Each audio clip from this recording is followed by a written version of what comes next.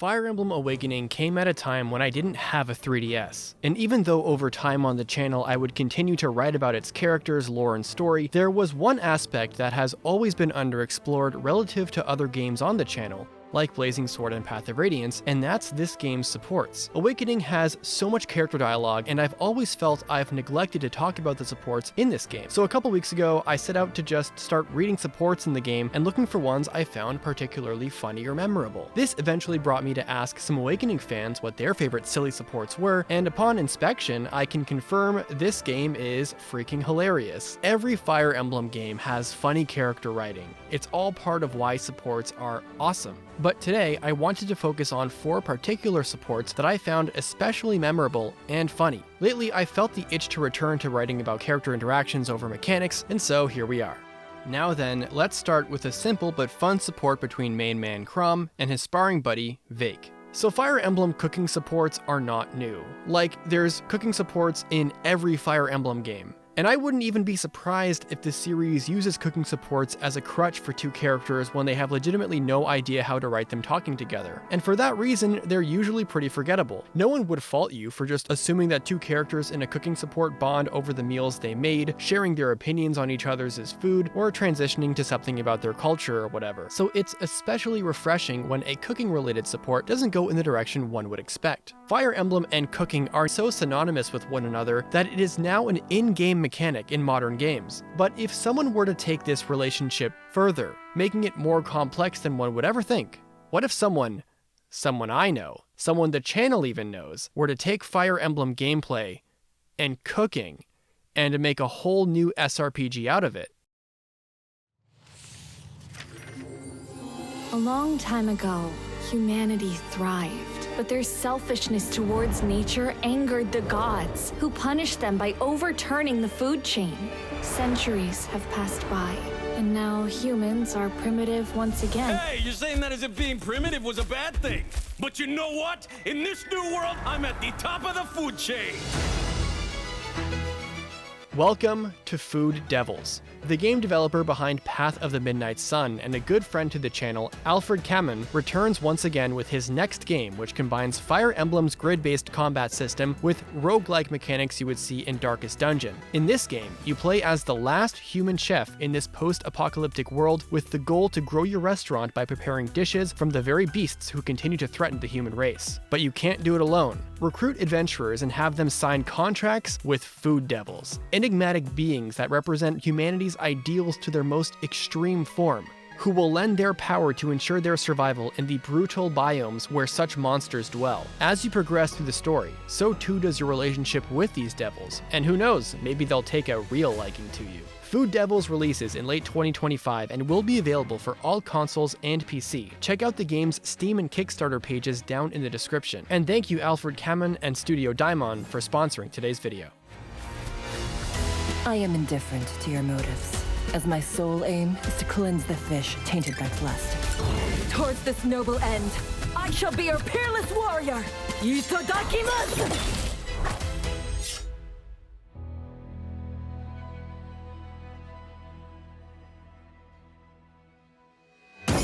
Wait, little chef. Don't forget to back my cause. Or I'll need to persuade you the hard way.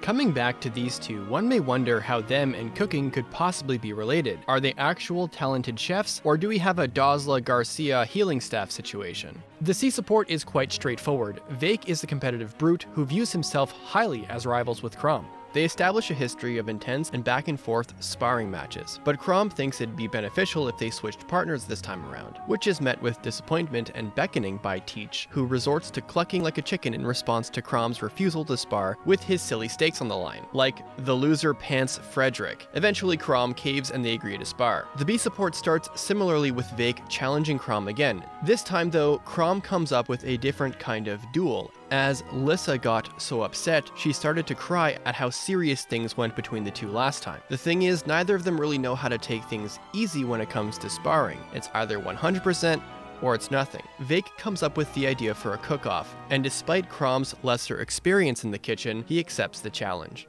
No one would blame you for just assuming that Chrom or Vaike would just like each other's dishes so much that they decide on a tie in this competition. But that's not what happens. Under the assumption that the better meal wins, Vaike makes something tasty, and Chrom makes goulash so gross it knocks Vaike out, operating under the logic that winning a cooking contest by TKO counts. And this was clearly not a misunderstanding. Chrom did set out to win the competition under what is basically a false premise to ensure he won. The support ends jovially, with both rivals gearing up for another regular sparring match, certainly to the dismay of Lissa. It's a simple but funny support chain that subverts the cooking support expectation. It's not terribly often we see a lord that has a mischievous streak, even among Fire Emblem's less lordy lords like Hector and Ephraim, because I can't imagine either of them doing this. It's part of what makes Chrom such a likable main character. Inigo and Owain. I've always wanted to read up on the dynamic between these two, and Severa, ever since their inclusion in Fire Emblem Fates. I just never made the time to do it. So what better time to start that process than by reading how these two young gens learn to better understand each other. The C support with these two starts off antagonistic. They might be brothers in arms in the Fell timeline, but they're not starting on friendly terms here. Inigo walks in on Owain, yelling his battle moves, and is immediately patronizing. Owain was legitimately minding his own business, and Inigo pulls up just being kind of an asshole. Inigo remarks that Owain's behavior is embarrassing, and when things heat up and Owain beckons Inigo for a fight, Inigo tries to be the adult and walks away. The reality is that both of them are immature. Owain for obvious reasons, but Inigo for not having the self-awareness to realize that he literally was the one who started the fight. He's also the one who aggressively responds to Owain's brutal burn. Okay, just stop. You're not even sighing. You're just saying the word sigh. Maybe that's why all those girls keep turning you down. You're guaranteed to lose 100% of the jousts you never attend, my friend. Perhaps you should name your next move Eternal Chastity. Sure, why not? I've got the perfect teacher for it right in front of me. I mean, he just kinda cooked you there. The B support begins basically the exact same way with Inigo harassing Owain, but now it devolves into straight up bullying as Inigo takes Owain's Manual of Justice, which is a scrapbook of poorly drawn sketches. Regardless of Owain's begging, Inigo doesn't stop reading and mocking his work. But in a surprising change of pace, Inigo non-sarcastically calls his work robust and passionate. Once he reads page 27, weapon names D through F, he gets curious and Owain begins to explain why he personifies his weapons by giving them names. It gives him a mental edge to make an ally of his weapon instead of using them simply as they are. This somehow resonates with Inigo, and Owain takes it to mean he wants to give it a try. It's out of left field at first for Inigo to take a sudden interest in this particular aspect of Owain's antics. Why would Inigo resonate with the mental warfare boost that Owain describes? Owain uses these phrases and names to boost his confidence. And for those who don't know, Inigo was a very shy kid growing up and decided to constantly flirt with women to overcome that issue. Me personally, I think there is a romanticism with what Owain does. To personify his weapons like this is to breathe life into them. And it might not be exactly one-to-one with how Inigo overcame his own fears, but it's familiar enough that he wants to participate in the next activity that Owain likes to do with weapons, carving their name into them. Names to weapons gives Owain an X factor. In fact, this is literally how his personal skill works in Fates. So you could say there's relatability in Owain's bold factor mental boost and Inigo's boldness to approach any women to overcome his shyness. Inigo doesn't come up with a cool name for his sword though, but instead carves hundreds of names of women who turned him down. A weapon with a strong name makes the wielder feel stronger too. It fills you with confidence on the field of battle and lets you fight to your fullest. That kind of makes sense, which scares me. Inigo, these are just names of girls who spurn your advances. Gods, there must be 200 names on this thing. Mental warfare, my friend. With no more room for names, I have to succeed. It's not like it's written for him to realize that he was wrong to judge Owain, but he does realize that Owain was correct, and it becomes a support where Inigo grows to appreciate his friends' antics while also learning how he can use his techniques himself. The closest time I talked about Anna as a character was when I made my video about Jake, her boyfriend. In it, we learn that Jake is a lovable himbo, always trying to do good things for his girlfriend's business. But what about Anna herself? She of course has supports in Engage and in Fates, the former where she's given a lot more room to work with compared to her 3DS versions, but despite that, Awakening Anna is hilarious. And we're going to go over two supports featuring the mischievous merchant, first with male Robin and then with Tiki. So Anna and male Robin's C support is quite literally just Anna loving money. She's very happy she sold some inventory for 3 times the price she bought it. When Anna tells Robin that the path to happiness is being rich, he goes with the classic, there are some things money can't buy, but she dismisses it, calling it bullshit, literally, and jaunties off saying, I love money. Money, money, money, clink, clink, clink, go all the coins. So it's not much of a conversation at all, but it does set up the conflict in this support, their clashing views on money and how much power it truly holds.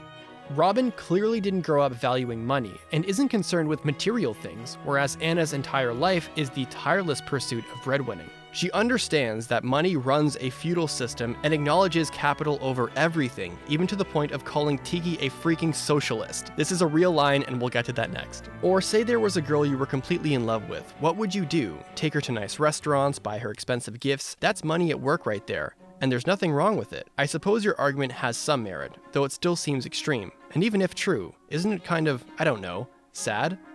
I'd love to live in a rainbow-sprinkled world where money didn't matter too, but it's important to be realistic about things, even when reality isn't pretty. And Anna's quote-unquote sad perspective has gotten her this far, but Robin can't argue anything she's saying, because to be honest, yeah, Anna's making fair points. Things turn around when Anna gets upset that she didn't make a sale and Robin starts to tease her using her own logic against her, which flusters and annoys her. Through teasing her and pretending to require money for consolation, Anna grasps the inconsiderateness of putting a price on everything all the time. Yes, something's wrong. I didn't make a single sale all day, and my merch is top-notch too. The world's gone topsy-turvy. Sorry to hear it.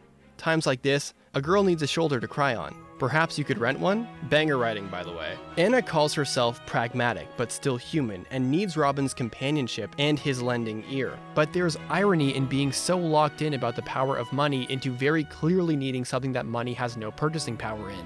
And you can't buy Robin's time or his active listening. But after some more teasing, the support ends with the two about to chat about her troubles.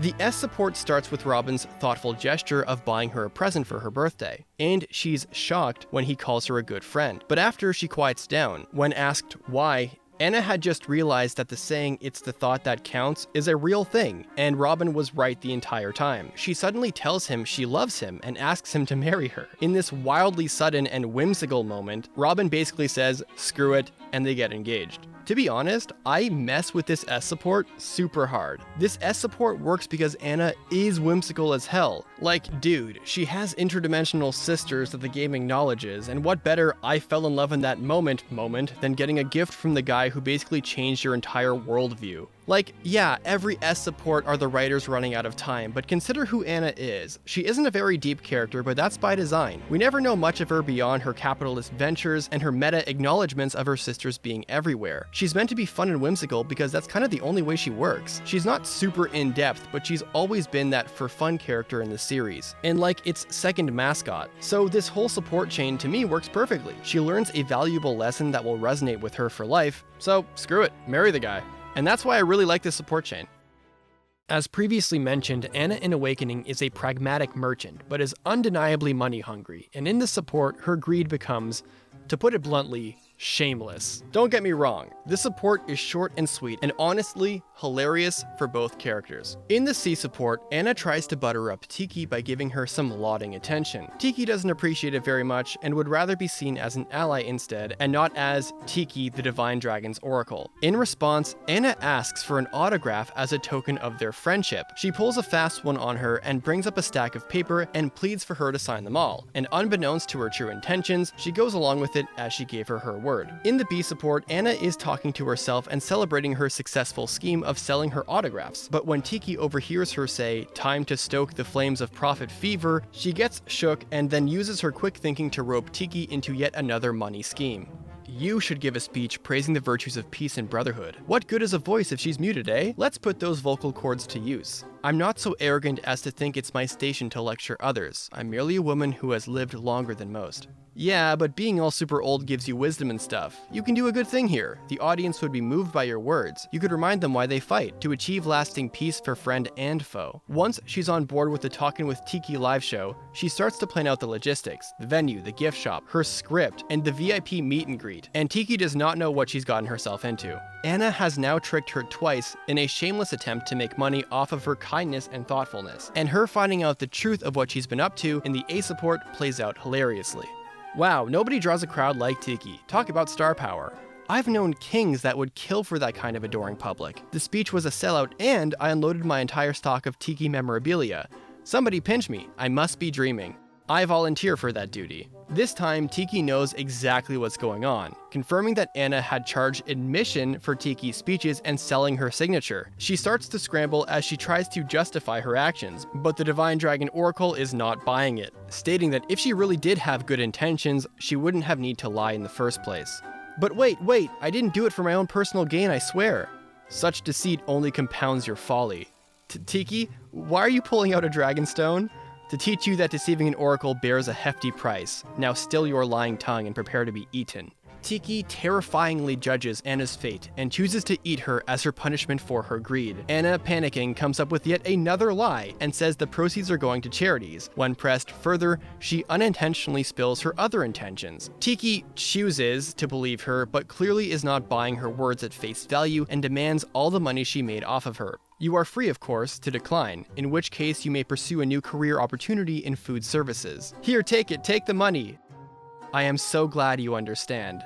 I understand you're a job-killing socialist. With that line muttered, Tiki advises her that she should not let the sin of avarice take her over. Anna agrees, but when she leaves, she immediately goes back to scheming. Anna doesn't really learn anything. She's only sorry she gets caught by Tiki. She is just lying through her teeth to get out of the situation she put herself in. I think it's even more funny to see Anna threaten to eat her and actually pull out her Dragonstone, because that's devious and unexpected in of itself. Karmic retribution is the theme of this support, but past that, there's not much to be learned for either character. Anna essentially learns no real-life lesson, unlike with Robin, and displays her shameless behavior such that she'd lie to someone who is basically a god in this universe. Then lie again and only placate Tiki until she weasels her way out of the situation into immediately scheming into something else. But I mean, she clearly was scared for her life. She wouldn't have given up the gold if she wasn't convinced that Tiki would actually punish her. This support is just full of funny and witty lines. In any case, great support.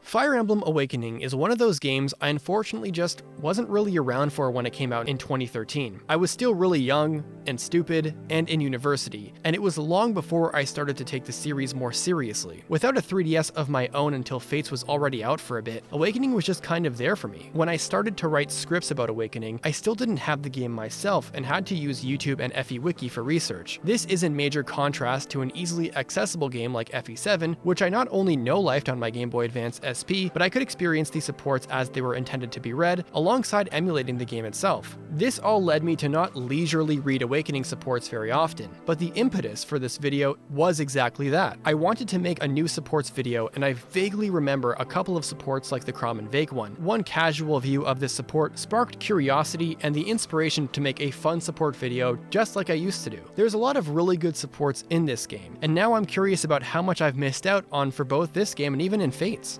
For what it's worth, I was even planning on writing about Jerome and Morgan, as they were also recommended for me to read. There are a lot of gems in this game, and who knows, maybe a follow-up video to this one is in the cards. Thank you to my patrons for supporting the channel and helping keep the lights on. And a special thank you to my $15 Great Lord patrons. They are Atsy, Verdant Pickle, Manthian, Raven King, Zythid, Kevin the Nerd, Nobu, Saxy, Arkhold, M Farmtown, Adelaide, PHEX44, Kelby, Kobo Redive, Silver-Haired Freak 25, Prime Fusion, Skyla, and Furmuzzle. Thanks for watching. Deuces.